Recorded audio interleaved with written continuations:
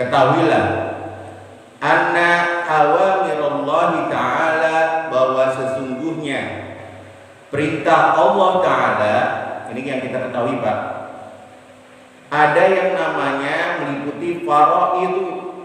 Faraid itu jamak dari fardu Pak, maksudnya adalah berkaitan dengan fardu-fardu, wa nawafilu, dan sunnah-sunnah. Jadi perintah Allah ada yang wajib, ada yang sunnah. Nah, tapi ini kan kajian kita bukan kajian fikih ya Pak.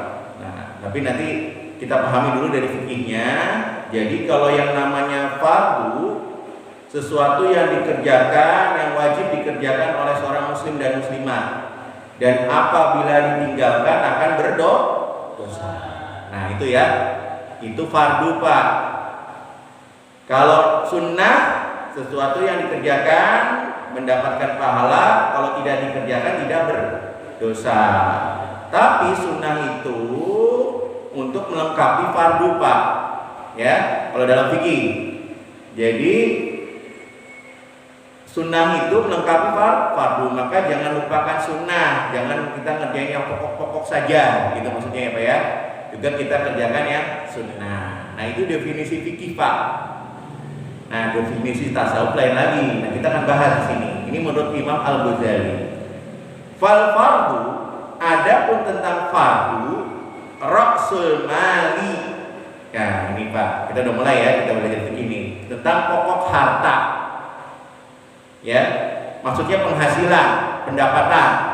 Ya, nah itu adalah yang kita upayakan untuk mendapatkan ini, ya, itu sebuah kewajiban, Pak. Betul?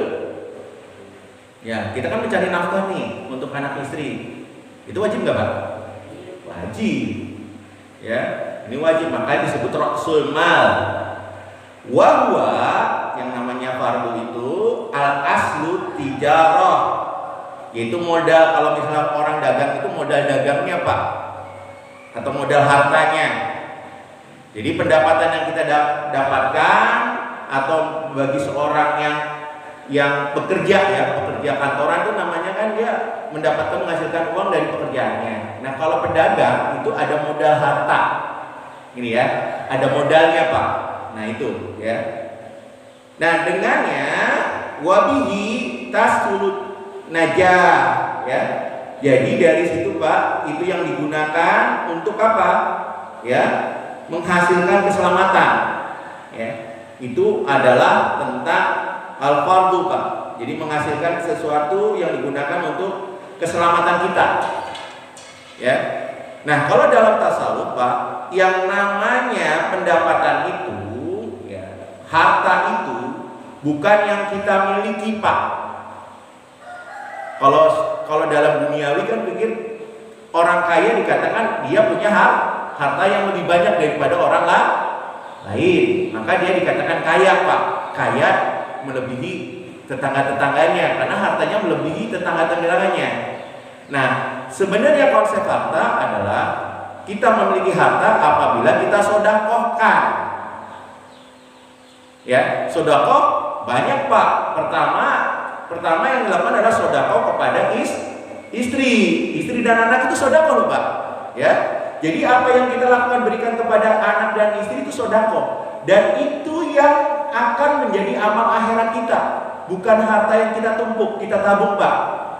Tabungan akhirat itu adalah harta yang disodakohkan. Yang pertama, kalau kita mendapatkan pendapatan, ya, sodakohnya kepada siapa Pak? Anak dan istri, itu sodakoh Pak. Niatkan bahwa kita berikan setiap bulannya adalah sodakoh kepada anak istri. Terus laki-laki kewajibannya selain anak istri kepada siapa Pak? Orang tua. Ini jangan sampai lepas. Ya, apa yang diminta orang tua kita berikan. Nah, itu sodakoh Pak. Itu yang diamalkan, yang merupakan amal kita nanti di akhirat. Bukan harta yang kita miliki, kita tabung, kita perbanyak harta di tabungan kita Pak. Tabungan akhirat kita adalah sodakoh. Dan sodakoh lainnya kepada saudara-saudara kita yang membutuhkan, ya. Kemudian saudara semuslim kita, untuk masjid kita. Nah itu semuanya sodakoh, dan itu adalah pokok Pak. Nah itu maksudnya ya. Pahamnya di sini ya. Ini agak bahasa tasawuf begini Pak. Nah kemudian wa naflu. Naflu itu berarti apa Pak? Kayak nawafil ya. Nawafil itu adalah jamak dari an-naflu, yaitu sunnah. Nah sunnah 2.000. Nah itu keuntungannya Pak. Dari kita dagang ada untung, dan itulah sunnahnya. Dan sunnah itu Pak digunakan keuntungan itu atau laba digunakan untuk fauzul bidarajat. Ya, untuk apa? Yang digunakan untuk meraih peningkatan derajat-derajat kita. Gitu loh Pak. Nah itu maksud dari Imam Ghazali menulis makna kata fardu dan nawafil. Kata fardu kewajiban dan sunnah. Nah, gitu ya Pak ya.